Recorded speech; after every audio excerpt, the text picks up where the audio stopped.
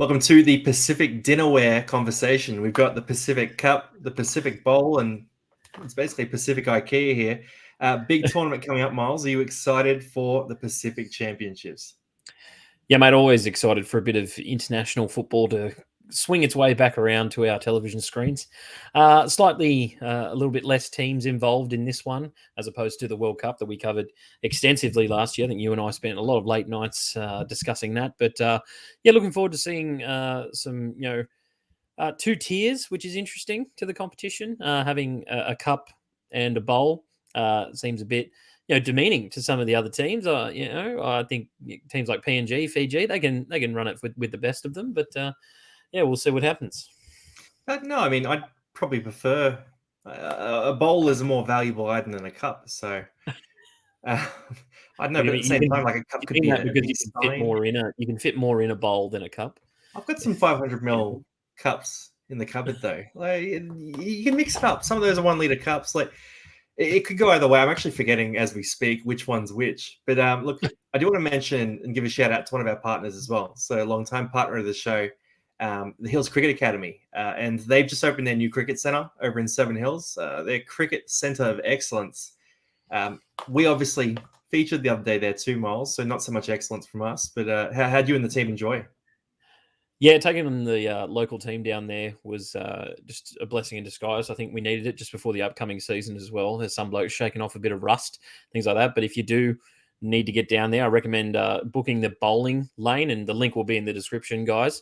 Put the machine up to 140 there, which was difficult. And I've got to tell you, I didn't really see it that well. But after that, I got to face some of your bowling, which is much better, much easier Yeah, to look, hit. if it's not wide, it's pretty good for me.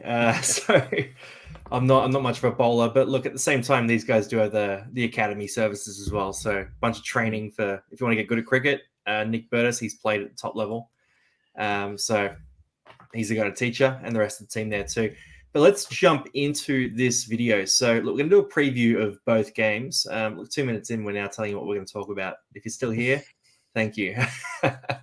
Australia versus Samoa first. And this was a much more interesting game in the World Cup than people are predicting it to be in this tournament. So obviously you got no Jerome Luai, which is a really big loss in this game, and a couple of other outs as well.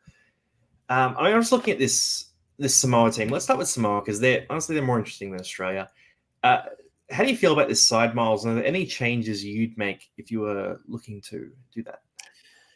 Yeah, obviously a rematch of the World Cup final, which is always exciting. Definitely some new names on the team sheets there from that specific day. I think Dylan Edwards is probably the big shock there on the wing. I don't know if I've actually seen him play wing for the Panthers even, so it's going to be difficult adjusting. But I think one of the big strengths in his game is his kick returns. So he's going to be strong from that. He's going to be pretty safe under the high ball as well. And it's just more those defensive reads, I think, may come back to bite him if the Samoans can get a bit going on his edge in particular, with maybe someone like a Hamiso Tabuai-Fidow, who's only played a bit of centre, done it really well.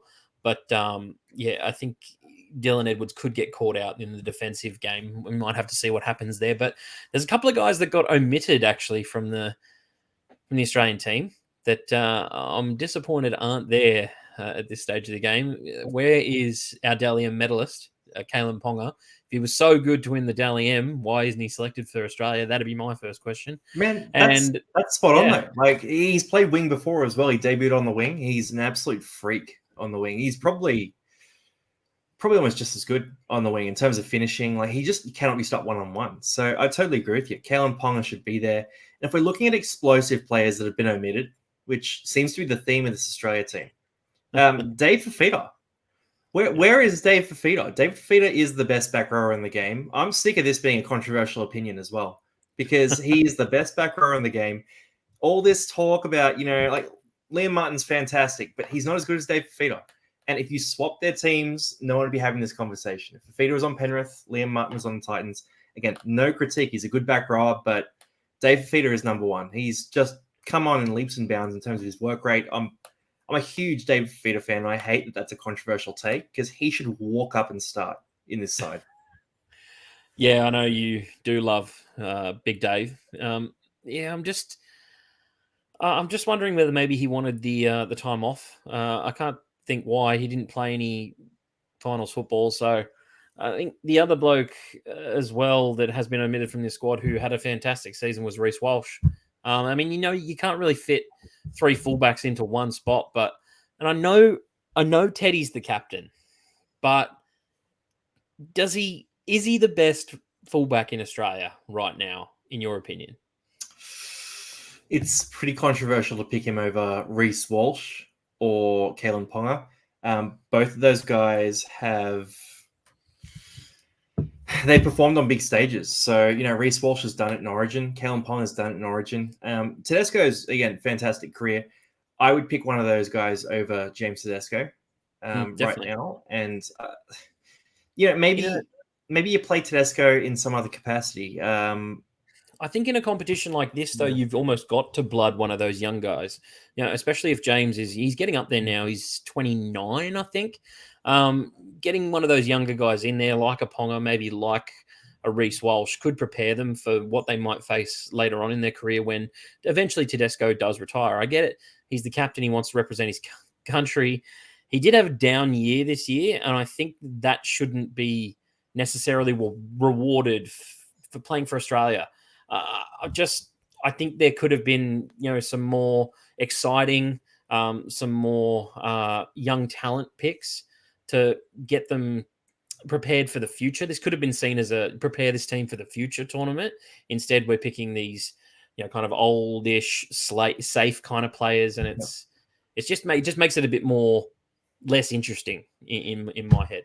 Do you want to talk about chemistry as well? Because, look at the Australia team. Look at the spine.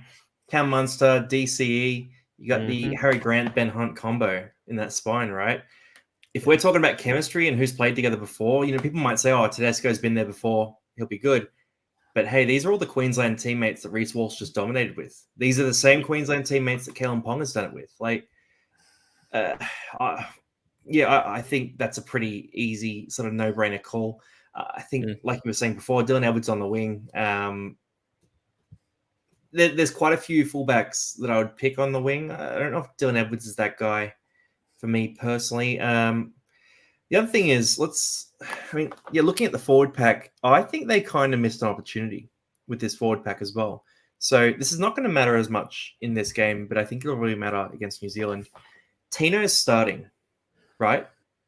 Now, that's all right, but I reckon you should start Payne Haas, Lindsay Collins, and Isaiah Yeo. You could go Payne Haas, Jake Trbojevic, Isaiah Yeo. You could go Flegler as well in that spot. But I think you start those guys. You start really tough for the first 20 minutes. And then imagine a team where you bring on Ruben Cotter and Tino as your two bench props. Imagine how explosive that would be coming off the bench. That would be disastrously explosive. And you bring Harry Grant on at the same time. That middle third would absolutely decimate any side. So I think they've missed a bit of an opportunity in not doing that. They've sort of spaced out their guys like Lindsay Collins, Pat Carrigan. I don't know if they're the bench impact guys. Or even we know the thing is with picking Isaiah Yeo, he's very good with Cleary. Admittedly, Cleary was meant to be in this side, but it's now going to be DCE and Nico Hines. I think maybe you can make an exception and say that, Yeo, you're pretty good with Cleary, but if we want to go on chemistry again, Paddy Carrigan's probably the natural starter at 13 there. He played Origin with Tino, and he played all year as a great 1-2 punch with Payne Haas. So if you're going on, chemistry, as you were saying with the back line, if you want to make it in the forwards as well, I think Pat Carrigan was easily the best lock in the game this year. Although they didn't win the premiership, it is still one of the best 1-2 punches in the game, and no doubt would be effective at this level. So I don't understand why Paddy's going to have to come off the bench and share minutes with Isaiah Yeo. It's a bit of a puzzling thing for me. I'm not exactly sure where Meninga's going with this, but no doubt they'll probably win and he'll get a lot of praise for it. I'm going to stick to my doubting Meninga story. I still don't think he's a good coach. I just think he's had good teams. Wow. Big call. I mean, look, I think some of these selections are pretty sus. On the Samoa side, I'm really excited to see Stephen Crichton at 6, and I'll tell you why. Obviously, it's just a bit of a novelty for us. But I think what we're going to see in this tournament is a bit of a preview into how he goes at the Dogs next year. So you go, hello, Stephen Crichton. You're stepping into an underdog side. You're stepping into a key playmaking role. And you're stepping into a back line that's going to be behind a forward pack that's probably going to be beaten on the day. Can you get it done just like you did at Penrith? Now, the question for this tournament, that's a tough question to answer in this tournament for him. But at the Dogs, it's going to be pretty tough as well, coming from Penrith. So, I think we're going to see a big preview into what he is going to be for the Dogs next year.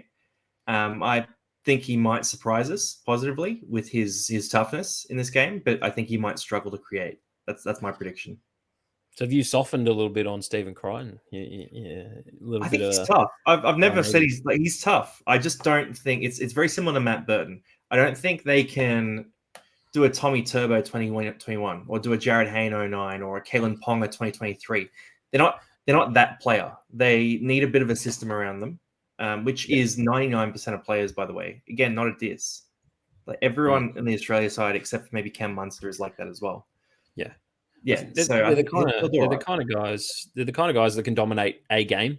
I don't know if they can do it for 7 to 8 weeks in a row and produce consistent performances, even when you know that Penrith are going well. I don't think Stephen Crichton's the guy getting them over the line each and every week.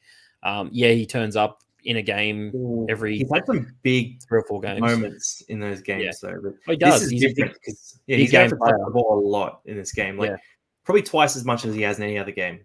Yeah. And I know we've seen a bit more defense, as well. It's a tough thing to be a center. You've often got to make very good defensive choices, but one in from there is still a little bit different. I'm very interested to see how this Samoan defense holds up against Australia. Normally, Australia are one of those teams where they can almost put out any 13 on the park, and you can pretty much write them down for the victory as soon as they take the field. But I do see a lot of young guns in this team. I'm really interested to see how the number 9 goes. Gordon Chan Kum Tung from Manly played his first game of NRL this year, and the fullback Suafai Logo. Who was an absolute he had some highlights. Yeah. It's a big risk as well picking him there because you've got a few guys who have played fullback before in this team. Like we've seen sort of Tonga Pia float around there before. I'm sure Taulagi would do a job. He's a pretty skillful guy. So they've gone Falongo over Greg Mazu essentially in this team, which is a big move. I reckon. I'm looking at his bench, and I reckon they're going a bit too light into this game. So we're talking about the middle forwards for Australia. It's going to be a hard job for Samoa to keep up in the middle third, especially with the rookie at hooker. I think that they would be foolish not to carry 4 forwards in this game and use every sub they have. So Ronald Volkman, I don't think you have the spare capacity in this matchup to be carrying a half on the bench. I think you need to play. You could do 2 things here, right? And there's a sane option, there's an insane option. You could do Royce Hunt, and you give him 30 minutes. For 30 minutes, Royce Hunt can match the tempo of most guys in the league. Or you bring Greg Mazu off the bench in some capacity. I don't even know what position it would be at, right? But if you said to Greg Mazu, this is insane sort of thinking, right? But you're an underdog, so you got to do something here. If you said Greg Mazu, mate, we're going to bring you on 15 minutes before halftime, and we're going to take you off 10 minutes after halftime. You got 25 minutes. We want to see 15 dummy half runs. Yeah. We just want pure explosiveness out of dummy half. We want you to hurt the opposition middle third, right? Yeah. Take advantage because Gordon, he's not going to play 80 minutes, and Volkman, I don't think he makes a difference at hooker. Maybe Greg Mazu couldn't be a hooker. He can't do that. But no, he's not. You bring him on as a middle forward, that second hooker or something like that, and he's just running out of dummy half. I'm sure he could hold up in head-on defense. I don't think he'd make great decisions on the edge, but I don't know, something like that. Royce Hunt, Terrell May, Lenu, they're very good at that role. Helen Lukey, he's valuable to have off the bench as well. Definitely. So I'm not necessarily thinking those guys, but I just think they're going to need something because Stefano and Junior, they're pretty good front rowers to start with. Palacia, he's not quite at that level compared to those guys. He's still pretty good. They got a bit of explosiveness coming on the bench, but I think they need to win that battle because they're not going to win this game in other areas. They might win. Maybe if Taulungi's going against Dylan Edwards, he could outclass him as a winger in the air or with some moves. That might happen, but I just think like the only way they could really win is by out enthusing them through the middle third. Yeah, look, I just think with the selection of the rookie Kumtang, there was some guys as well that got omitted from the 17 or even the 21 in Kyle Oluwapu and Latu Fainu, two younger halves that maybe could have filled the void there. They've gone with Volkman. I think we've seen enough of Volkman now to know that he's not a game breaker. He's not going to, exactly produce a play when you need it. He's not that guy. Plus, he's a half as well. I know the guys I just spoke about are halves as well, but yeah, it is a bit uninspiring. I think that even Jesse Arthurs is part of this Samoan squad at the moment, and he didn't get a run. And he had a great grand final game as well. So, I think they've gone for a bit of less explosiveness and kind of stuck to what they know, which is guys like Isaac Tungo, Brian To'o, Murray Taulungi. The big one there is young Tonamapea, as you said. I just don't understand why he's in the. He's had days. He's had days where he's sort of on top of the world. But I get what you're saying. The other guy, were those days though? Were they 10 years ago? Like you talk about Oloapu as well. Oloapu, he had some moments this season where he looked really strong. So maybe I don't know. Like maybe you defensively, bring him off the bench. I mean, even physically in attack, like he had that try against Parramatta where he broke like 5 tackles. Parramatta were pathetic this year, but so he's got a bit of talent as well. It's bring him off the bench then. Bring him off the bench in the middle. That explosive. He's just going to be physical. Like I just think they need to diversify what they're bringing off the bench here. And I don't know if Volkman. I think Volkman's pretty. He's got a bit of chops about him, but I don't know if he's that explosive off the bench guy. When you've got guys like Oloapu, you've got guys like Mazu, Royce Hunt. There's just some other guys there I'd be looking at, but. Anyway, we're going to see how this one goes. I mean, what's your tip for this game? Do you have a score prediction? Yeah, definitely. I'm going to go with Australia in this one. Sorry to my Usos out there, but I just don't really see Australia taking another loss in a tournament that they should win. I'm interested to see the team that New Zealand put out for their first game next week. Obviously, they have the bye this week, but yeah, I just think Australia are going to be a bit too strong and take this one home 26-12. And, I just assume that they're going to run away with it. I think Dylan Edwards could get found out a couple of times, but it's not going to matter too much. Okay. Yeah, fair. I'm thinking the same thing. I think Australia shut it down more than you're letting on. I'm going to say 36-0. For this game. Oh I just reckon it's going to take the game. I mean, like look at this spine, right? Like, Aussie had some big moments. Crichton's talented. They're all reasonably talented. You got a couple of rookies there. I don't think they're going to know how to play together. I think they're going to be a little disjointed. That's sort of my view. I think they'll be really passionate. I think they won't deserve this. They might have a few dodgy calls against them or something. Like they'll make some plays, but 36-0 is my call. Sorry. Yeah, sorry, I just think Samoa will get over a couple of times through a few pieces of individual brilliance, as opposed to them formulating a way to break Australia down. I don't see that as a game plan for them. Okay, they've got guys in their team that can make a really good individual play. We saw it with even like the fullback, Longo, and then Brian To'o's a killer. We got Stephen Crichton, who turns up in big games all the time. Junior Paulo, same thing, loves playing for his country. So, I see them, breaking through for a couple of individual efforts, and that's why. So let me throw it in. I'm not fully off them. I actually reckon they're a big shot against New Zealand in the second game. So I think, and I'm thinking back as well to the World Cup where they turned up to that first game and England beat them by 60, sort of thing, right? Like I don't think they'll. I think they'll do something. You rode them off after that, yeah. Yeah, but I think they'll bounce back. So I reckon they'll have I might tip them against New Zealand, depending on what I see on the team list. But I just think this first game, no dice for me. Let's go to the next game though. So we've got, if my thing will scroll, look at this off-season content for you guys. It's only the professional stuff with us post grand final. Look, I'm going to be honest, we're a little lazy right now, but we've got a big one here. So we've got the Kumuls and the Cooks. This is the game I'm more excited to watch, and I'm not ashamed to say that. I think it's pretty good. And look, you're going to get first reactions from me in terms of looking at these team lists. I wanted to sort of do it live with you. And the first thing I'm going to say is Brad Takarangi back at 6. Let's go, Brad. How good. He's there. You got a couple of guys here who have had some hype about them, like Kale Iro. I'm going to be watching him very closely, and I've just been sitting here as a Parramatta fan, sort of waiting for Parramatta to make a play at him, because he just seems like a freak, right? Like, you're a big Jets fan. What do you think of him? I love Kale Iro, to tell you the truth.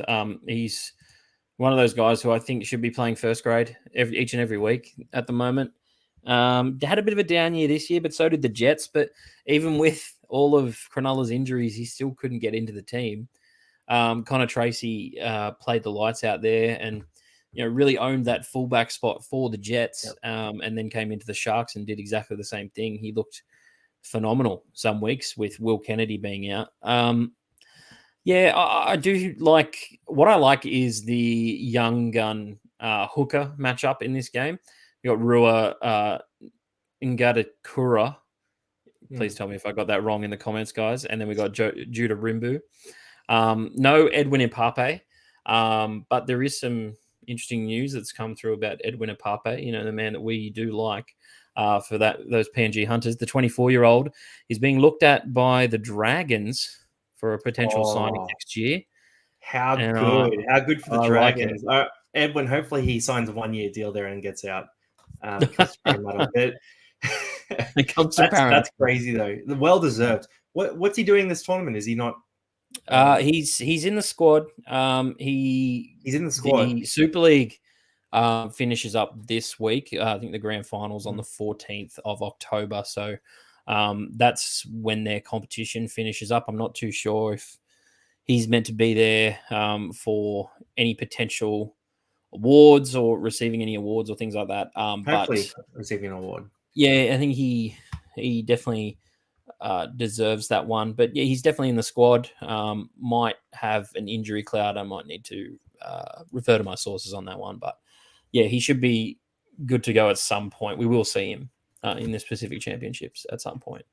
Actually, but the young guy replacing him, Judah Rimbu, played in the Queensland Cup for a while now, a couple of seasons. He's only a young guy, 23.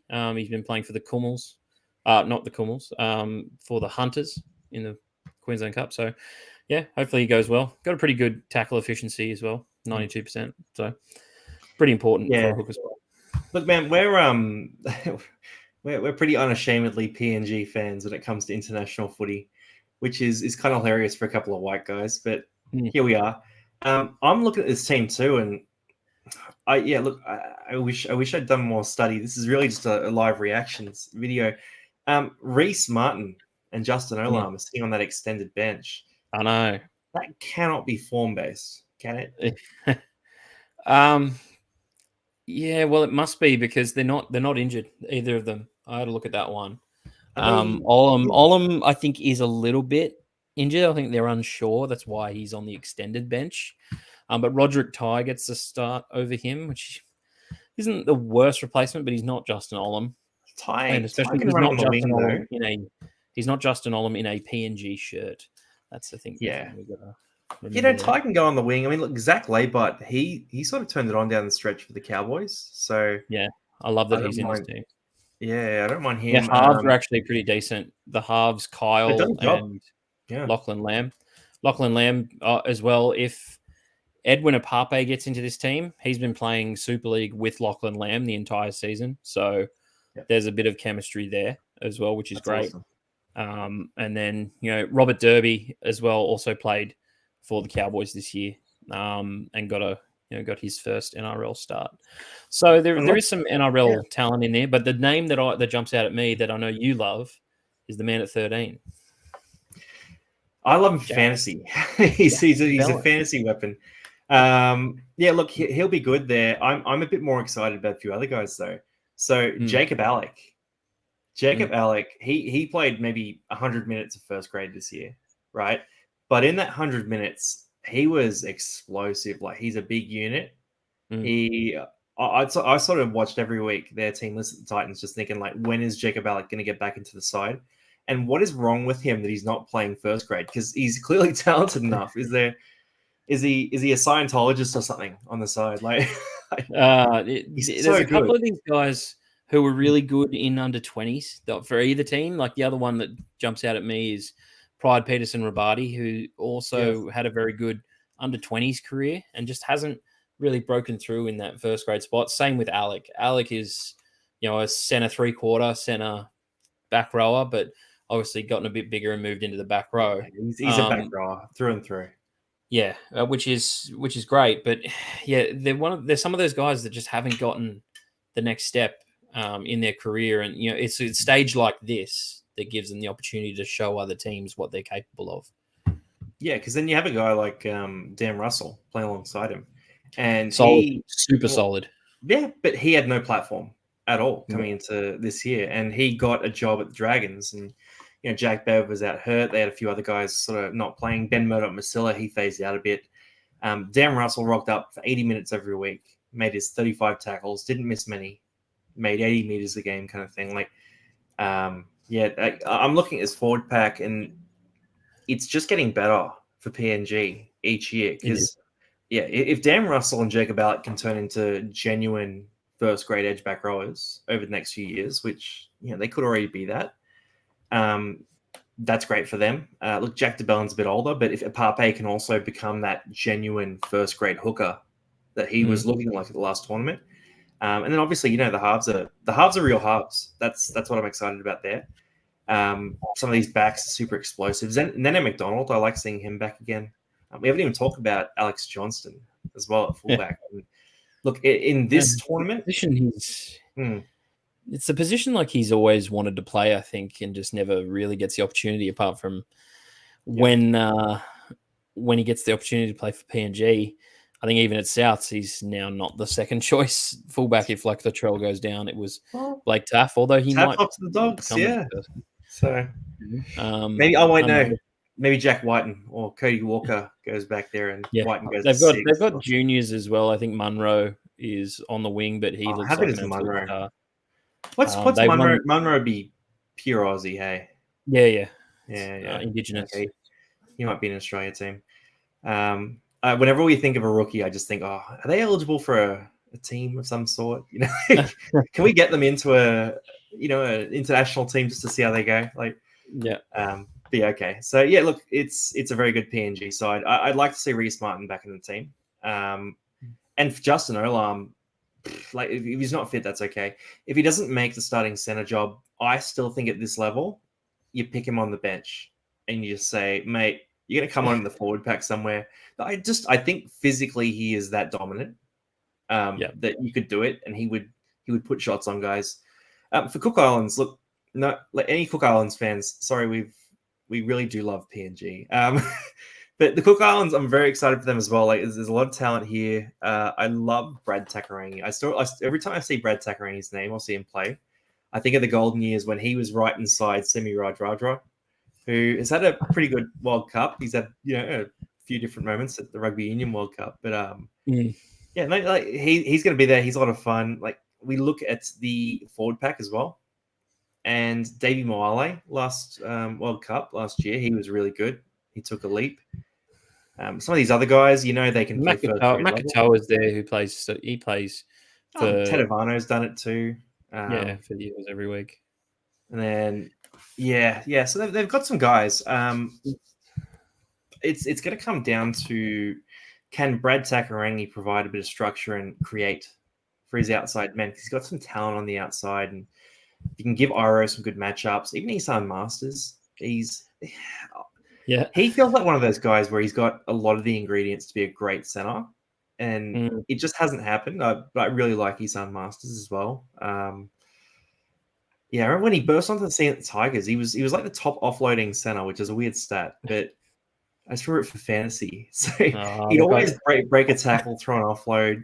Defensively, a little questionable, but maybe in this format, that's what they need.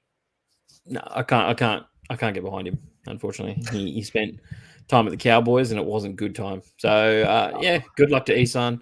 Hopefully it goes well for him and his We brother. talk about Tigers for a reason.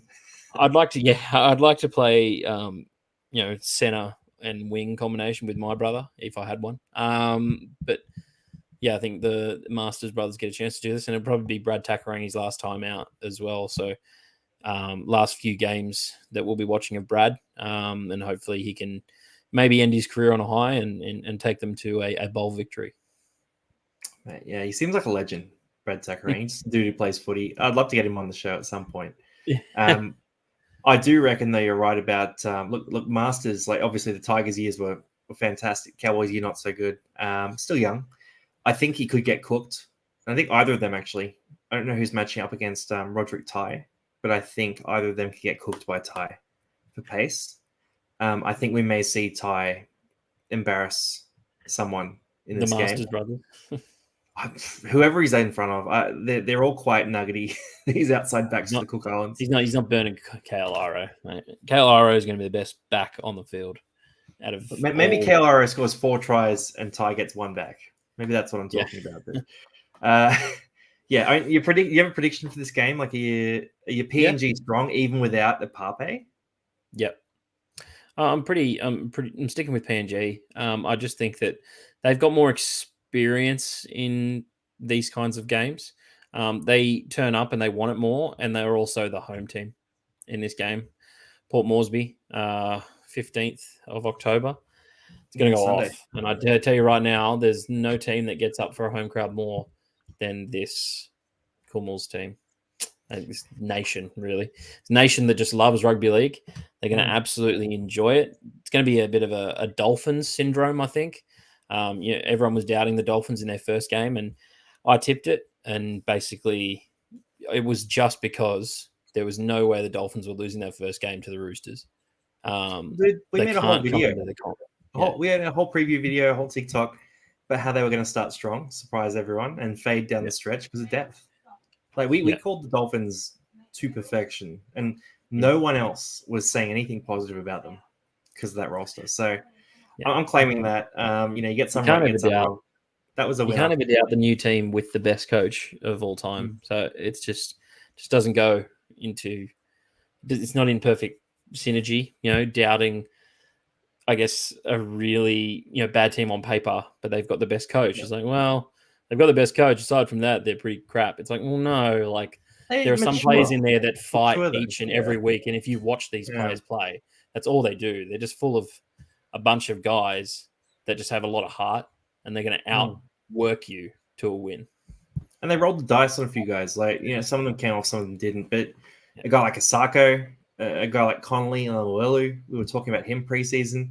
Tessanu didn't pay off as much. Yeah, Hamaso, like Cody Nikarima. There were so many guys in that roster where they just took a shot on these guys. They don't need all of them to come off, but it's just like when Brad Arthur discovered Isaiah Papali'i, or Bellamy discovered Pappenhausen, brought him across. Like you don't need every single one of them to succeed, but they took some pretty smart risks with that roster. So I agree with you. I think it's the Kumuls. I think playing at home, this is their division to lose. Yeah. I think they'll be drinking from the cup in a couple of weeks' time as winners. The bowl. Is it the bowl? From the bowl. That's actually so much lamer. I don't know. Maybe you pour a beer in, so you get a spoon, microwave it to get it nice and warm. Okay. So they got the bowl. All right. I did mix myself up at the start there. I think they'll win the bowl. I think they got a fantastic roster. I think they're more mature this year than they were last year. I think for the Kumuls, it's just going to be an ascendancy into Tier 1 at some point. And potentially an NRL team. That's my... Yes. What it'll take for them is a superstar in the spine. That's what they need. If we could just pretend Reece Walsh was eligible, maybe something like that, that would help. I don't know. Could they pick Kalen Ponga? Like, he's free. That'd be fun. You let all the tier 2 nations pick well, they could pick like 3 players who aren't picked by tier 1 nations. Who aren't from PNG. Is that what you want? You go like Dave Feeder, Kalen Ponga, and like Mitch Moses. Mitch Moses. The kicking game, mate. The kicking game would win them this tournament. Like, you I reckon they bring back Luke Page and we run his New South Wales Cup highlights. Is he eligible? Yeah, Luke Page. He's played for that's PNG. Fine. You can have him then, and I'll take the 3 I mentioned. That would actually be a decent video. which players would you add to these countries? Let us know if you guys want to see that. Yeah. Or actually, who would be good? Coruscant. Yeah, I think it'd be cool. It'd be interesting if we did a draft, maybe from the players that have been picked for this World Cup. You can only pick a certain amount from each team. That would be have to pick a certain amount of players. Yeah, we could do that. I like that, and let's also do the best possible team from players who weren't picked. Oh wow, including injuries. Okay. So we can get I don't know, Sean Johnson. He's been rested, hasn't he? Nah, he's injured. Because of injury. Yeah. So that's what I mean. We'll put him at 6. We'll put him at 6 and Nathan Cleary at 7. Done. That wins. There we go. Finished. Yeah, there we go. Okay. It's over. It's done. All right, easy. I'm going to say PNG win this. I think it's going to be a fun game. I'm going to go with 22-20. Mm-hmm. I think the Cook Islands score a try in the last 5 minutes to get it close. I think they'll have a set on PNG's line, and I think PNG holds them back. That's how I think it goes, and I think the crowd storms the field at the end of the game. And they all drink from the bowl together. That's my all run off into the sunset. I mean, game 1, we'll see what happens. I think the Kumuls get it done pretty easy, 28-14. I don't expect I just want there to be attacking footy by the sounds of things in both games. I don't want any defensive or nil score lines. Longy. Look, I'm setting up the fall before the rise, man. The fall before the rise. I'm back in the overs every single game. In sports bet, I might be poor by the end of the weekend, but it's all good. Footy's back on, and I'm keen to watch it. All right, let's see it. Well, let us know in the comments who you think will win this one. And make sure to check out the Hills Cricket Academy as well. If you want to play some cricket, we'll probably see you down there. All right, catch you later. And now the slow exit, because I was slow to click stop.